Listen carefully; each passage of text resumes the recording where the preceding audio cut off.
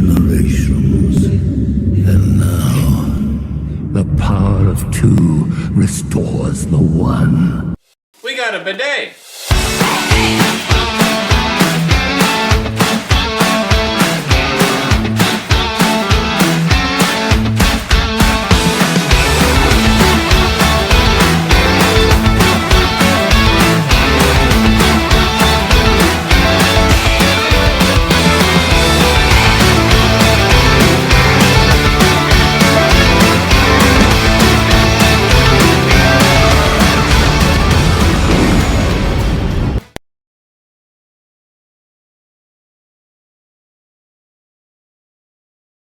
Hey everybody, and welcome back to another video. In today's video, we are discussing the new Beetlejuice movie. This is the sequel to the original Beetlejuice. So, we're going to go ahead and give you our non-spoiler thoughts in the beginning of this video, give it a rating, and then we'll transition to the spoilers so we can talk about what actually happened in the movie.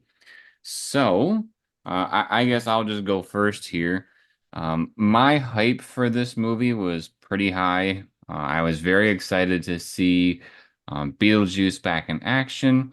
The original is an absolute classic, if you ask me. I grew up watching the cartoon that was, I don't remember if it was on Cartoon Network or Nickelodeon, but I remember growing up with that.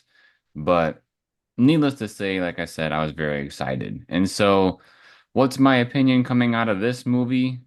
I thought it started very strong and made it feel like, we were going to um, have a very nice, authentic, cool new Beetlejuice movie. The castings I thought were perfect.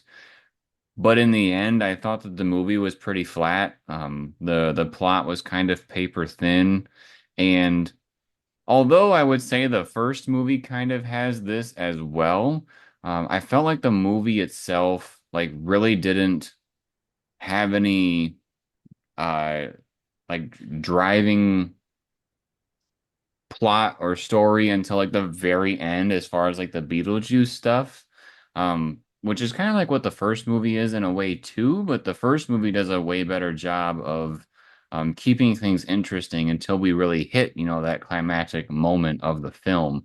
Whereas this one, I feel like it was really a lot of nothing until we got to the end of the film. And even at that, it was very quick. It kind of seemed like um, a cheap way to end the movie. And so unfortunately, I don't really think this movie lives anywhere near up to the first movie. So, what do you think, Sarah? I'm in the same boat as you. I feel like uh, bringing back the original cast was awesome. It was a great idea. However, I feel like they weren't utilized in a way that would have made it the best that it could be, specifically with Beetlejuice himself, kind of tying into what you were talking about. We do see Lydia and we see the stepmom Delia, right? And everybody knows that Jenna Ortega is in this too. Um, but I the casting was there, but the script and the plot just really wasn't. It felt like we were going in so many different directions that it was kind of slow moving, and then bam, all of a sudden everything happened all at once in like the last 20-ish minutes. There were a handful of characters, even Willem Dafoe, his character. I feel like that entire storyline for him was just a waste, and it really shouldn't have been in there. It was super distracting from like what the actual movie was about. Uh, quite honest, I thought his character was kind of boring. Um, there were What I some other side. What? I was gonna say what I think is kind of interesting is like basically I feel like they had this idea in mind of what they wanted the ending to be, and then they were like, well, how does this character like how do they all meet? And then basically like the first 90% of the film is how do we get all these characters to meet in one spot?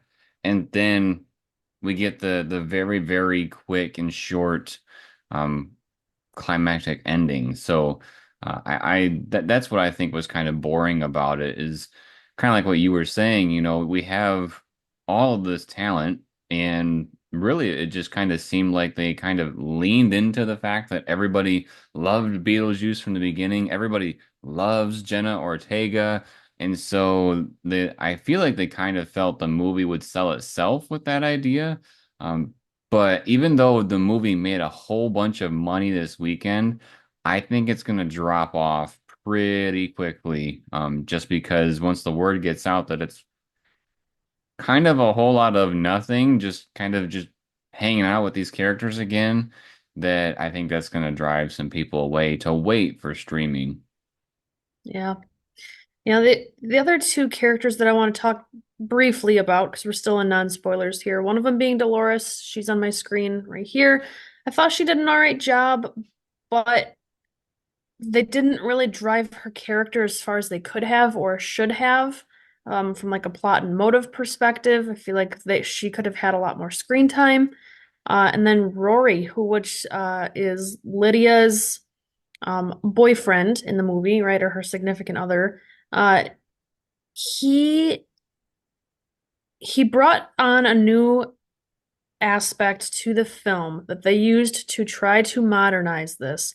Talking about social media and followings and how popular people are and stuff, from like a um like celebrity type status. And I feel like they leaned in so hard on that type of comedy of like making fun of people with big social media followings and stuff that it was almost like they were trying too hard, and it just, I don't know, for me it really just wasn't funny.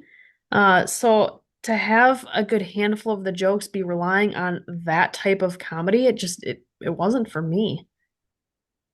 Right. Yeah, I would definitely just stick to the original and just rewatch that instead of the sequel.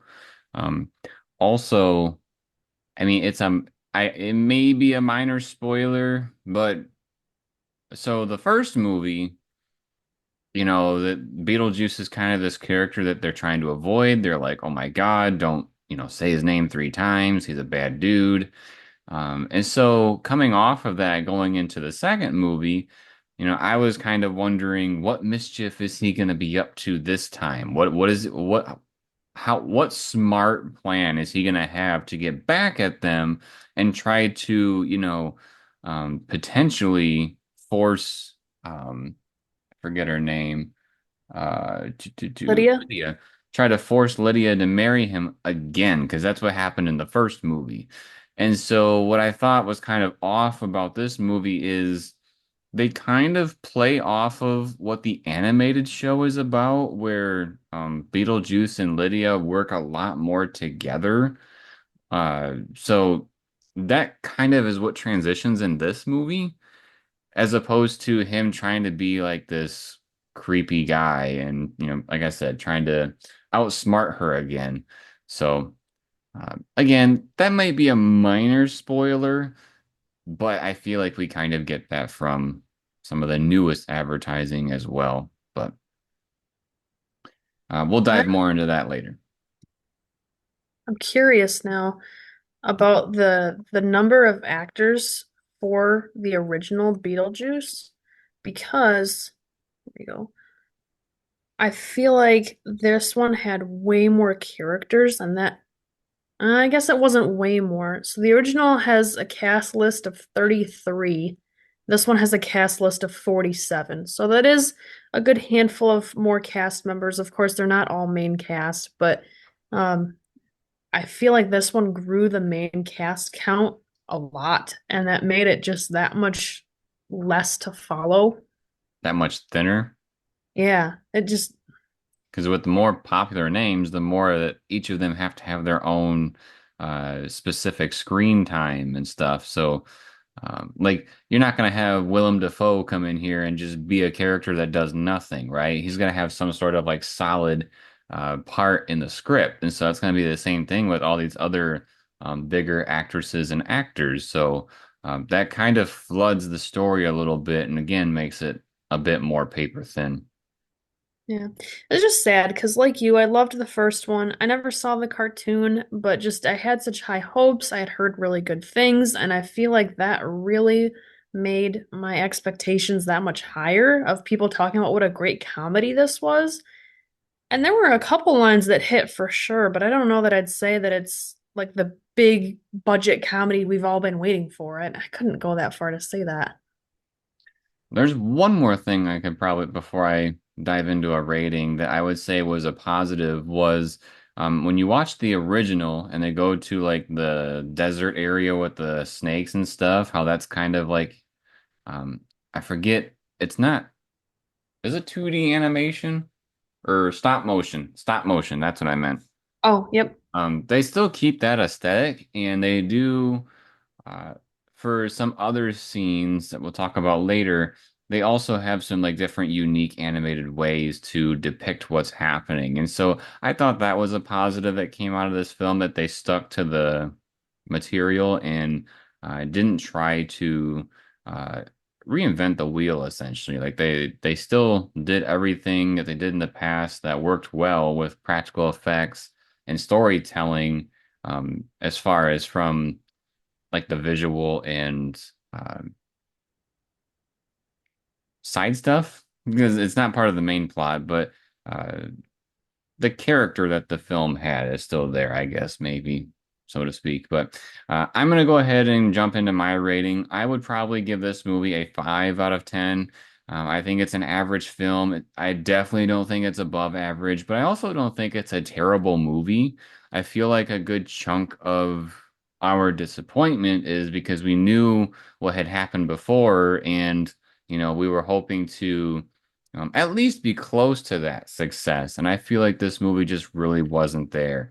They had the cast, they had the sets and everything, but at the same time, they didn't do much. Like when we go to talk about what happened in this movie, it's like, oh, that's all that happened in that like 2 hours. It's like, yeah, that's about it. So, yeah, I'm at a 5 out of 10.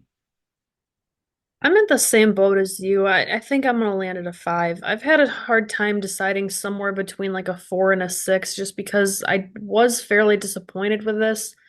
But at the same time, we do have a really great cast. But I just I feel like if there wasn't the cast, then I'd be at more like a four. But because of the cast that we had, and we were able to have so many return, and that they did a great job with their characters, I think it's really just more plot related. And it's an okay movie. It's just not nearly what I was hoping for it to be. And so I'm gonna land at a five too. Nice. Okay, so let's transition to spoilers. Um, there's a lot of things that are going on in this movie, again, that I think are paper thin. So here's a couple of them. So, Lydia, our characters are grown up, right? It's been years. She's had a kid and all that stuff. Lydia is now basically being a ghost hunter type show host, where she goes to different places and she has a live TV show that she does with a studio audience, and she's she's kind of having like PTSD where she feels like she's seeing Beetlejuice everywhere. Of course, she's not saying his name, but it's really freaking her out that she is seeing him all over the place. Uh, she does storm off set at one point, and this is where we realize that she is having a relationship with Rory, which is her manager for the show. She did have a husband in the past, but her husband passed away, and this is who she is with now. Her daughter is Astrid, which is Jenna Ortega's character. And I feel like Astrid is kind of who Lydia was in Beetlejuice 1. Either that or Jenna Ortega is just kind of being that Jenna Ortega character where she kind of doesn't care about a lot of things. She's kind of a loner. And like we see when she's in school, she's kind of picked on and bullied. But what kind of brings all these characters together to kind of set the movie in motion is that uh, Astrid's grandfather or Lydia's father has passed away, which is a key thing here in the movie because we're like, well, where's these other actresses and actresses from the first one that aren't in this one? Well, I mean, we're not going to get too much in detail because YouTube probably won't like it, but there's some bad things that the actor did that plays that role, and so they didn't bring him back.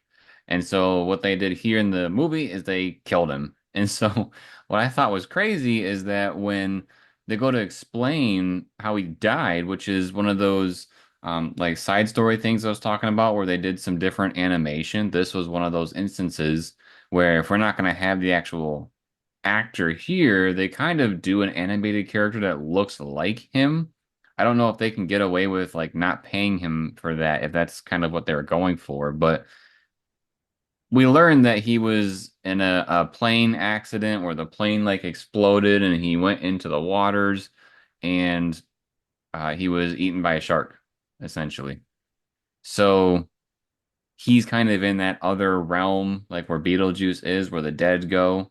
And throughout the movie, we see him around in random places where like half of his body is eaten by the shark. So that's kind of crazy. He's always spurting out blood and stuff.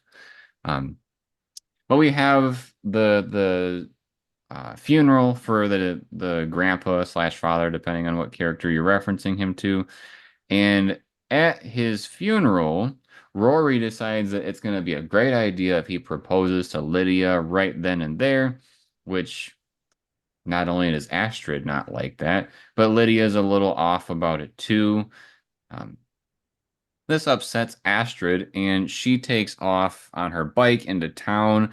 And this is where we kind of start to get Astrid's uh, plot line developing. So she's on her bike.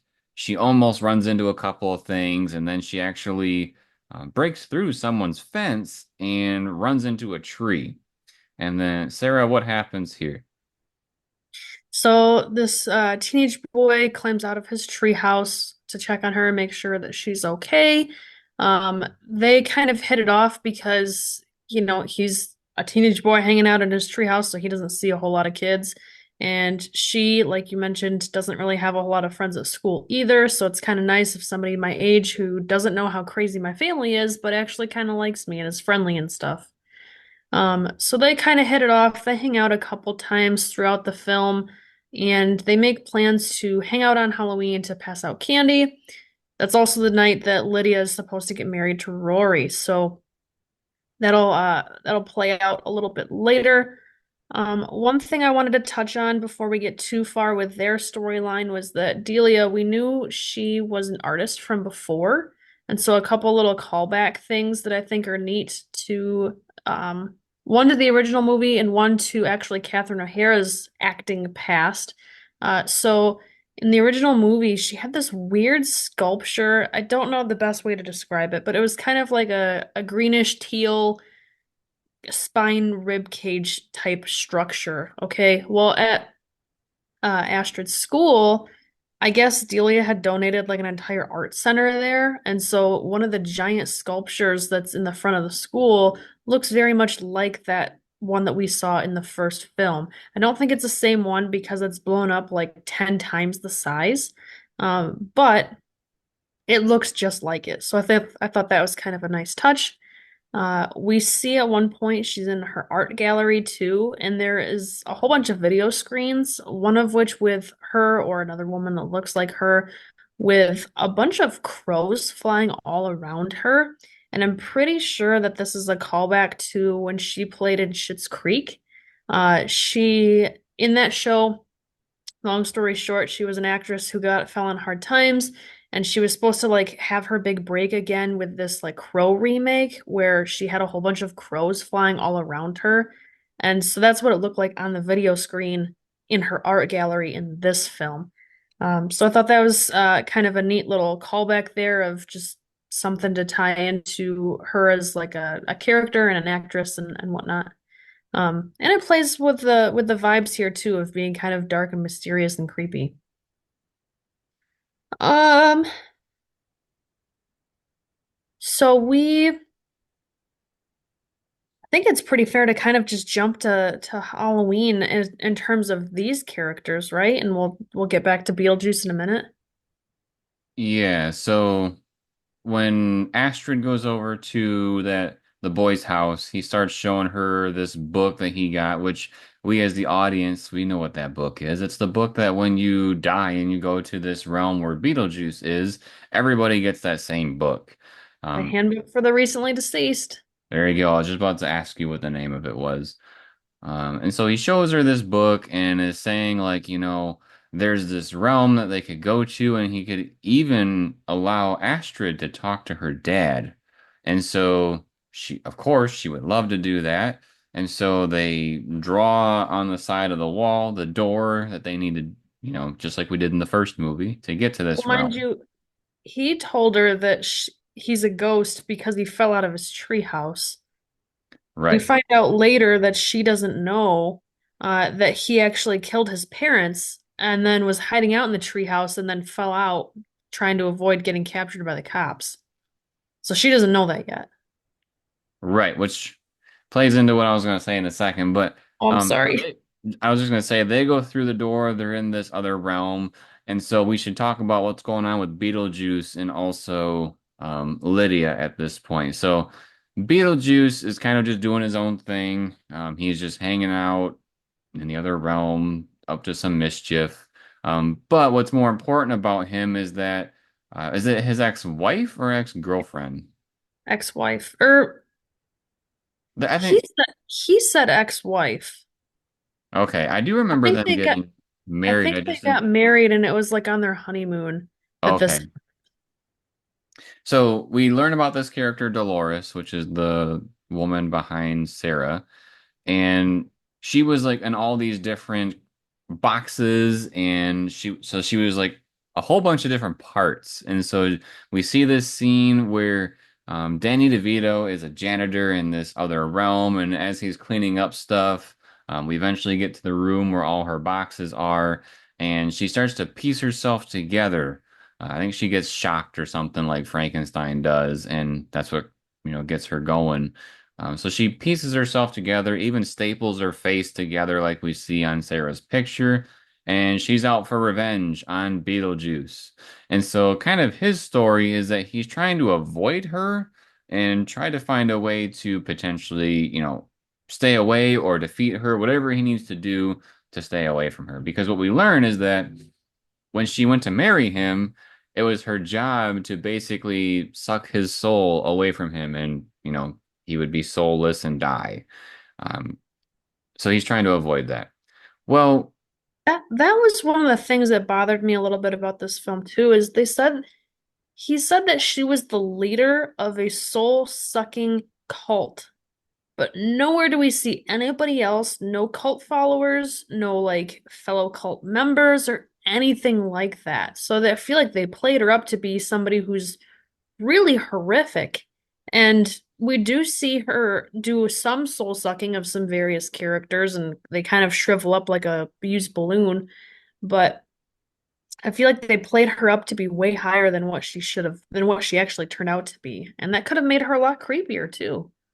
right. So needless to say, the villain in this movie was weak. And again, probably because of all the other things that were going on.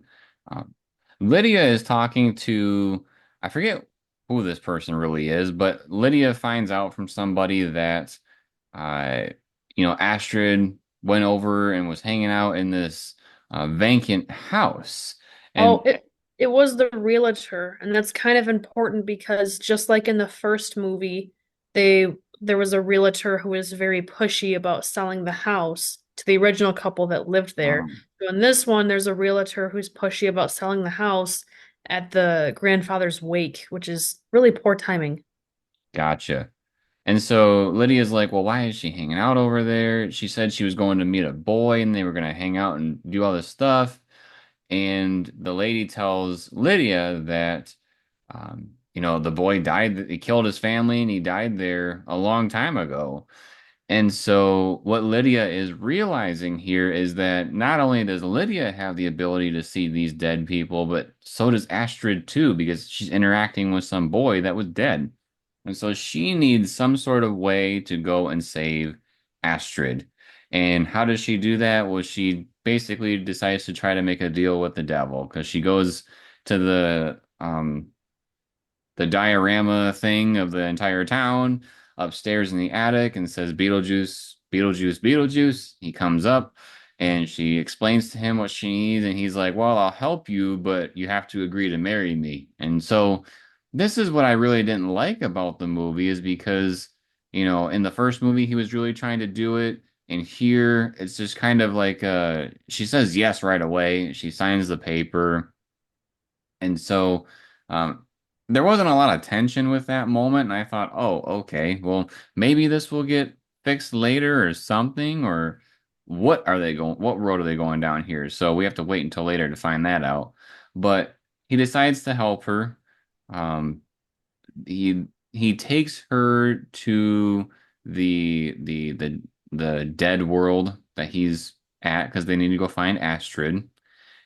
And how does Willem Dafoe's character come into play? Well, he is like a detective. He says he's the actor, but he's playing the role of a detective, and they find out that Beetlejuice has brought someone from the living to the realm of the dead, and they're upset about that. So basically, he's trying to chase down Beetlejuice and get this all sorted out, so they can't have, living in the dead realm. Um, let's see. Astrid eventually finds out that what this dude that she's hanging out with is trying to do is he's trying to get her to swap places with him. Like if he brings someone from the living down there and gets them to agree to take his spot, well then they'll be dead and he'll come back to life. And so once she realizes that, she knows he's up to no good and she's trying to get away from him. Uh, what happens next?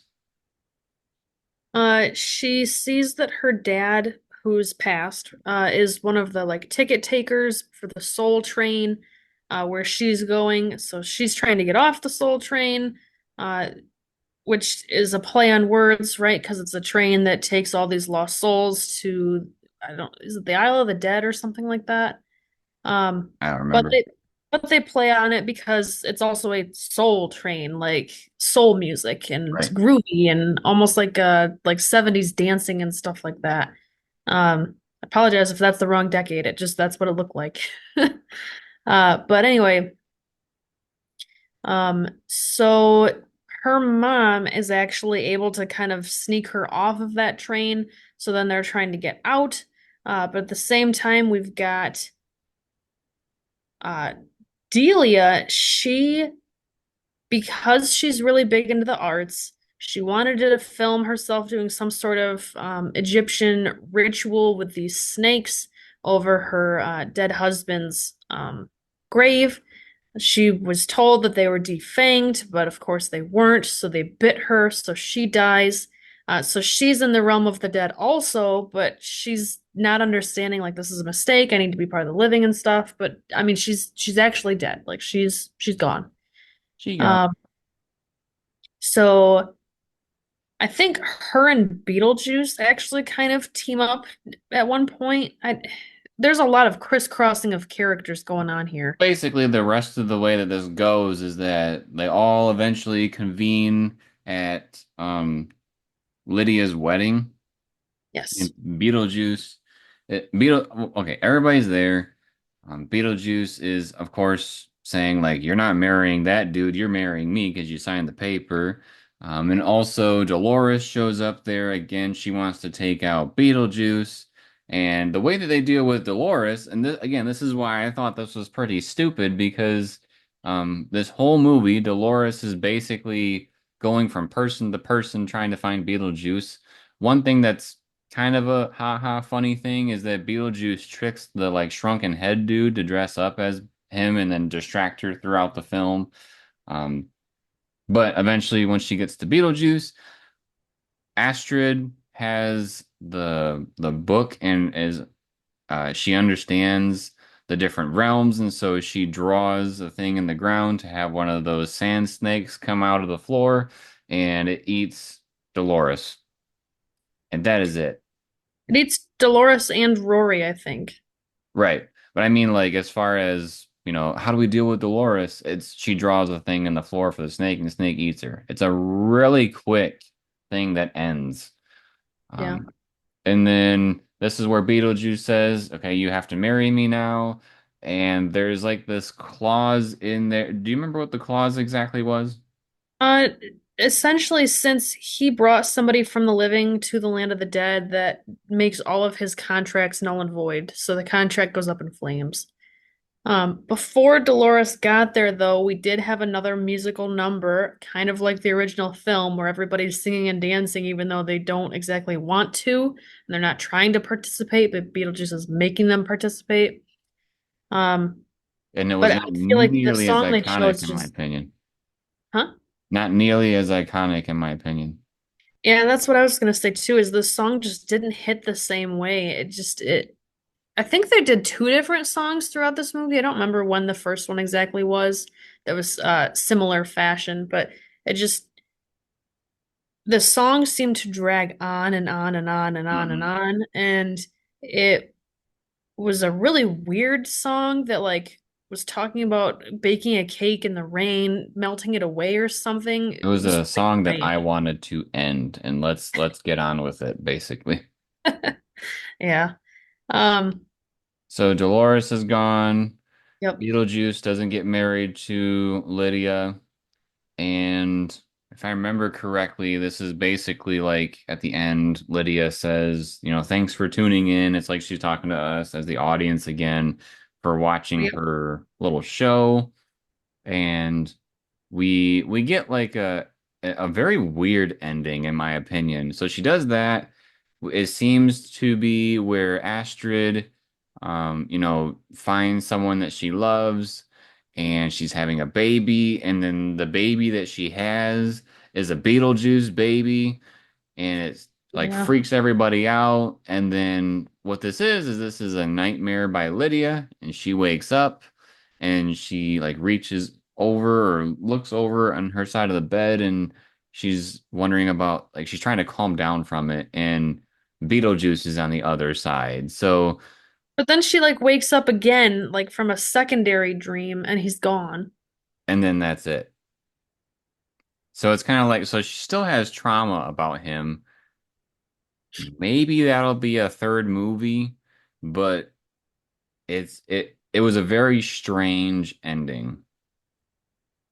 Makes you wonder how much of it was the dream or not, because part of that sequence was them going to like the home of Dracula, which was something that Astrid had talked about planning to do with her dad and never got to because he passed on. So it kind of seemed like her and her mom were going through the plans that she had with her dad. So Right? that part might be real, and even the wedding may have been real, and just the birth is what was the dream nightmare, but I don't know. It's kind of hard to tell. But essentially, that's what happened in the movie. Um, Again, not nearly as well.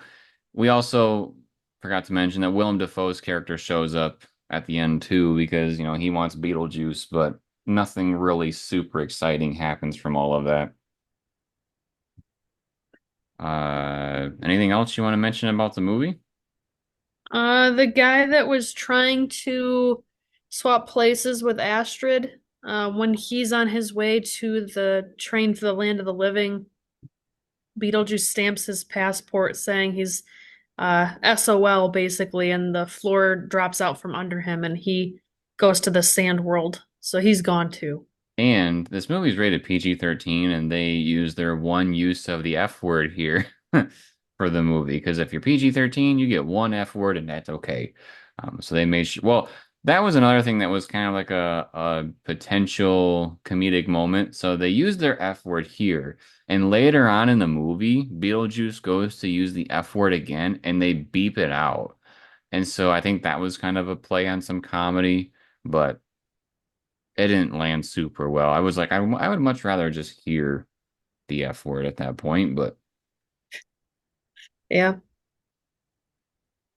all right, well, that was our discussion on Beetlejuice. We both gave it a 5 out of 10. It's an average film. It's not super exciting, but it's not the worst ever either.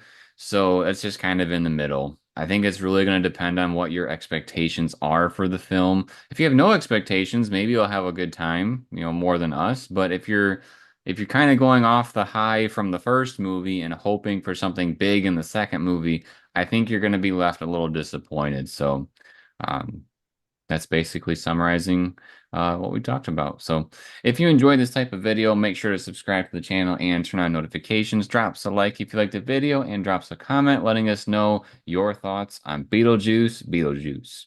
And then, as always, everybody, thank you for watching. We'll see you next time.